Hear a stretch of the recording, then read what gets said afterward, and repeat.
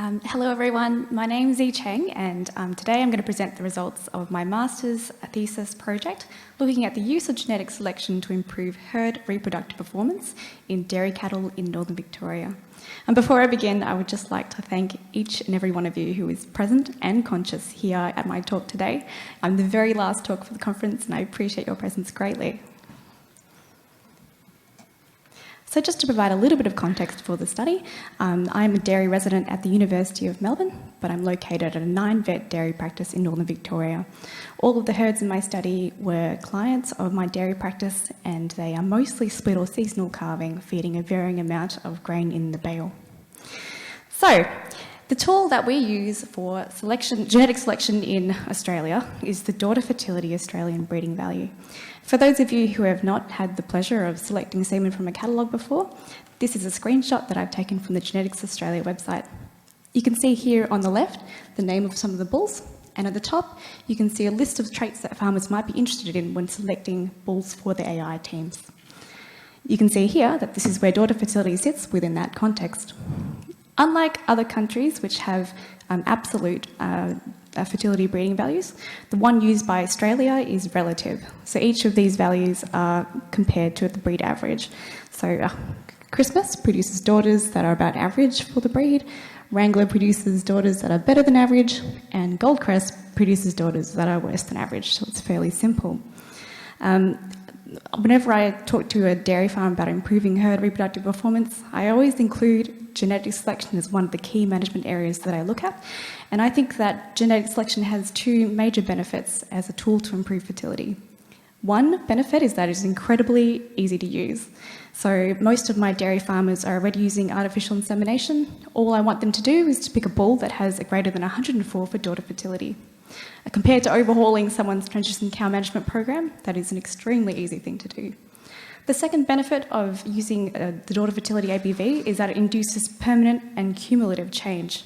So if you have a herd of dairy cows and they've got poor fertility, you can take one cow and join it to a bull with really good daughter fertility, and the offspring should theoretically have better reproductive performance than her mother. If you then take that heifer and join her to a bull with high daughter fertility, then her offspring in turn should have better reproductive performance than both her mother and her grandmother. So a farmer with focused breeding objectives, who's consistent about his selection of bulls, should be able to see incremental change across successive generations. So why do this research? I've already told you that the ABV tool is incredibly easy to use. It's also calculated by Australian geneticists who are incredibly intelligent and good looking. So if that's the case, then surely all dairy farmers should be using it. However, what I found was that when I talked to dairy farmers about their breeding objectives, many of them were actually quite suspicious of the ABV. And I think that's for two reasons. I think the first reason is that it's an easy tool to use, but a difficult one to understand. So there's a lot of myths and misunderstandings about the genetics in the industry. The second reason is that it's genetics is a very competitive industry, and there are a lot of bull companies that are competing for farmers' attention who tend to downplay other countries' breeding values. So I thought I'd just present two quotes from farmers who would illustrate my point. This farmer said, "I'm not really into the technical side of it that much, so I'm not sure how they're coming up with the daughter fertility of these bulls. All the time the bull companies are sending out these catalogues, they've got something to sell and they'll use any trick they can to get you to buy a bull." This dairy farmer said, "Hopefully it's all above board and they're doing the right thing, but the other possibility is that it's just a sales gimmick. Hopefully that's not the case, but you can't be sure." So after talking to all these dairy farmers, they sowed the seed of suspicion in my own brain, and I wanted to do the ABV validation study to prove that the daughter fertility ABV actually works. So what I wanted to know was, does it work? And if it works, how well does it work? So the official objective of this study is to explore the relationship between the genetic estimate and phenotypic outcomes. So in the Australian dairy industry, that's 6-week in-calf rate, 3-week submission rate, and first service conception rate. The hypothesis would be that cows with high values for daughter fertility should perform better, should have better reproductive performance than cows with low values for the daughter fertility ABV. So here is my study design. What I did was a retrospective cohort study. I did some purposive sampling and identified 38 herds who were clients of Rochester Veterinary Practice who were good record keepers, did early pregnancy testing, and also participated in herd testing. I went out physically to each of those farms, collected their farm data, and what I came up with was a total of 87,000 cows with birth dates ranging from 1965 to 2017. This was comprised of 51,500 Holstein Friesians and 12,000 Jerseys. In terms of lactations, I had 220,000 calving and lactation records and 440,000 mating and preg test records. So it's a reasonable size study. What I did with each of those cows was then calculate her estimated daughter fertility ABV, and I did this by looking at the contributions from both her sire and her maternal grandsire. I then calculated her 3-week submission rates, first service conception rates, and 6-week in calf rates, so that I could check the association between the ABV and each of these phenotypic measures of reproductive performance for each cow per mating period. Before I continue, and for this study, I'll only present the results of the 3-week submission rates because I simply have no time to look at the other things. So before I move on, I just wanted to emphasise that this is farmer-entered data. So I've got 38 different data entry people in this study, and they did it for their own herd records. It's not really done on purpose for my study. So this means that there are issues with missingness as well as data entry errors as well. So actually the cleaning and transformation part of this study was really, really important. And I'd love to talk more about it today, but I'm obviously not going to have enough time.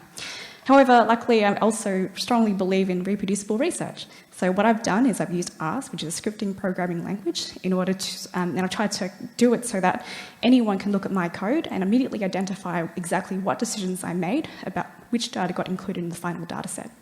The other benefit of doing it in this way is that anyone with a data set that is coded and formatted by the Australian industry standards should be able to feed that data set into my code and produce an immediately comparable result. So if anyone has any data like that, please come and talk to me.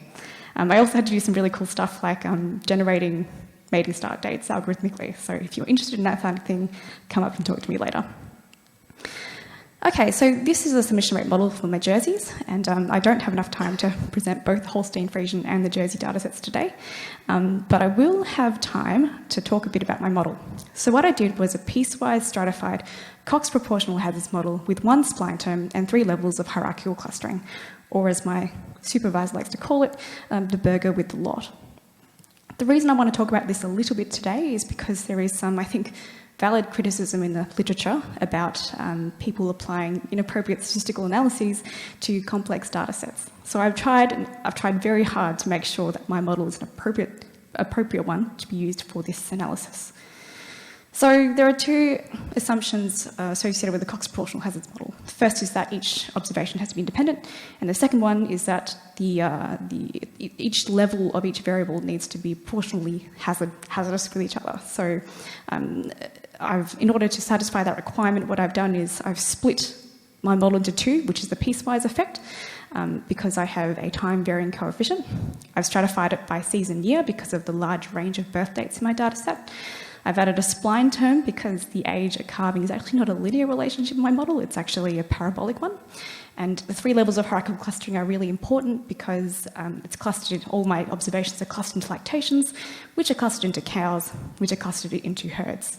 This also allows me to account for some of the unmeasured variables in my study by adding a random effects. So I believe that this level of statistical analysis has not been applied to reproductive data of this type before. And I think the reason for that is not because I'm incredibly smart, but because of 2 other reasons. The first is that when I first started this study, I thought statistical analysis is a crusty old discipline that hasn't changed in the last 50 years. But I was completely wrong. New models are being developed all the time. And the CoxME package, which I used in R, had its last major update in February of this year. The second reason is that this kind of statistical modelling is incredibly computationally intensive. If at the instant I tried to feed this into the model with a 55,000 cow dataset, it explodes. So I've been lucky enough to have access to the Melbourne Bioinformatics high-powered computing cluster.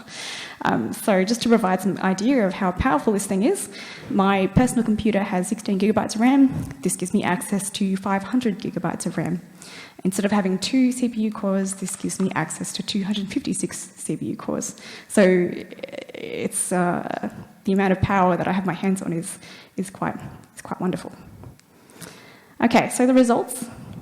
What I have here today is a forest plot, and the x-axis shows the hazard ratio along with the confidence intervals for each of these points. And you can see that the dataset contains 10,186 records for the Jersey dataset. The explanatory variable of interest is the daughter fertility ABV, and you can see that 1 point of the ABV leads to a 5% increase in the daily hazard ratio for being inseminated.